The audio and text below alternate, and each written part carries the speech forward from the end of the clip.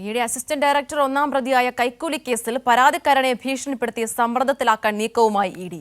ദില്ലിയിലെ ഇഡി ആസ്ഥാനത്ത് നടന്ന ചോദ്യം ചെയ്യലിൽ പ്രതി ശേഖർ യാദവിനെ വെള്ളപൂശ് തരത്തിൽ മൊഴി നൽകണമെന്ന് സമ്മർദ്ദം ചെലുത്തിയതായി പരാതിക്കാരൻ അനീഷ് ബാബു കൈരൾ ന്യൂസിൽ പ്രതികരിച്ചു.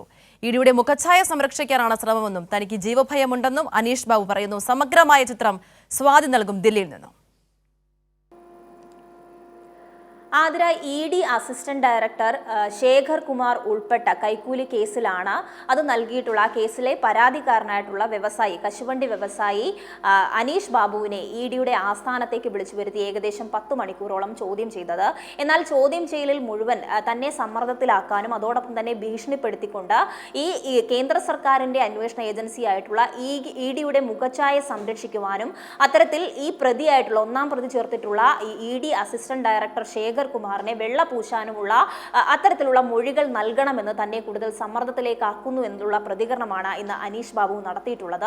മാത്രമല്ല, നിരവധിയായിട്ടുള്ള ചോദ്യാവലികൾ ഇ.ഡി തന്റെ മുന്നിലേക്ക് വെക്കുന്നു. എന്നാൽ ആ ചോദ്യങ്ങൾക്കെല്ലാം ഇ.ഡി പ്രതീക്ഷിക്കുന്ന തരത്തിലേക്ക് താൻ മറുപടി പറയണമെന്നുള്ള സമ്മർദ്ദം ഉണ്ടാവുകയും അത്തരത്തിൽ മറുപടി നൽകിയില്ല എങ്കിൽ അറസ്റ്റ് ചെയ്യുമെന്ന് ഭീഷണിപ്പെടുത്തുകയും ചെയ്തിട്ടുണ്ട് എന്നുള്ള പ്രതികരണം ഇന്ന് കൈരളി ന്യൂസിനോട് സംസാരിക്കവേ ഈ വ്യവസായി പരാതിക്കാരനായിട്ടുള്ള കൊല്ലം സ്വദേശിയായ വ്യവസായി അനീഷ് ബാബു ഇന്ന് സൂചിപ്പിക്കുകയും ചെയ്തിട്ടുണ്ട്. ശേഖറിനെ വൈറ്റ് വാഷ് ചെയ്യുന്ന രീതിയിലുള്ള ചോദ്യങ്ങളാണ്. ഇവർ കുറെ ക്വസ്റ്റ്യൻസ് പ്രിപ്പയർ ചെയ്ത് വെച്ചിട്ടുണ്ട്.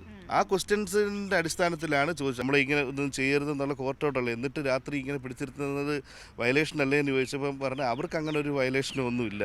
ഇപ്പം നിന്നെ അറസ്റ്റ് ചെയ്യണമെങ്കിൽ ഒരു പേപ്പറിൽ ഒപ്പിടിച്ചിട്ട് നിന്റെ വീട്ടിലും വിളിച്ച് ഇതിനകത്ത് പറഞ്ഞു കഴിഞ്ഞാൽ വേണേൽ നിന്നെ അറസ്റ്റ് ചെയ്യാം. അവരുടെ ആ ഒരു ഡിപ്പാർട്ട്മെൻറ്റിനെ അവരുടെ മുഖച്ഛായ രക്ഷിക്കുക എന്നുള്ള ഒരു ക്വസ്റ്റ്യനിങ് ആണ് ഇവിടെ ഒരു ഇന്റേണൽ ആയിട്ടുള്ള ഒരു ഇതാണ് നടന്നത്. ഇ.ഡി ഉൾപ്പെട്ട ഈ കൈക്കൂലി കേസിൽ ഏകദേശം 2 കോടിയോളം രൂപയാണ് ഈ വ്യവസായിയിൽ നിന്നും ഇ.ഡി ഉദ്യോഗസ്ഥൻ വാങ്ങിയിട്ടുള്ളത്.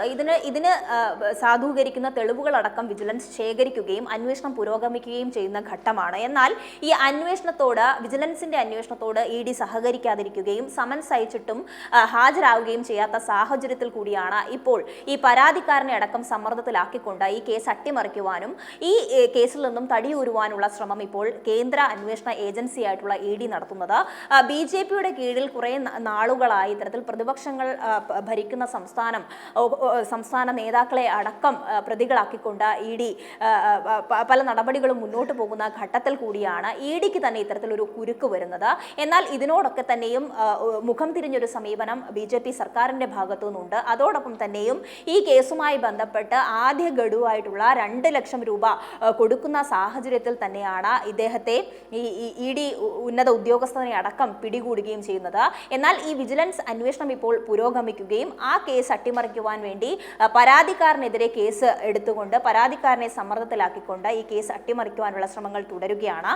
എന്തായാലും ഇ.ഡിയെ സംബന്ധിച്ച് ഇ.ഡി എന്ന് പറയുന്ന കേന്ദ്ര അന്വേഷണ സംഘത്തിന്റെ വിശ്വാസ്യത തകർക്കുന്ന നീക്കങ്ങളാണ് കുറെ കാലങ്ങളായി ഉണ്ടാകുന്നത്. സുപ്രീം കോടതി അടക്കം ഇടപെട്ട ഘട്ടത്തിലാണ് ഇ.ഡി ഇപ്പോൾ ഈ കേസിനെ അട്ടിമറിച്ചുകൊണ്ട് തങ്ങളുടെ ഭാഗം സംരക്ഷിക്കുവാനും അതോടൊപ്പം ഇതിൽ ഒന്നാം പ്രതി ചേർത്തിട്ടുള്ള ശേഖർ കുമാറിനെ സംരക്ഷിക്കുവാനുള്ള നടപടി പരാതിക്കാരനെ ഉപയോഗിച്ചുകൊണ്ട് പരാതിക്കാരനെ ഭീഷണിപ്പെടുത്തിക്കൊണ്ട് ഇത്തരം നടപടികളിലേക്ക് ഇ.ഡി പോകുന്നത്.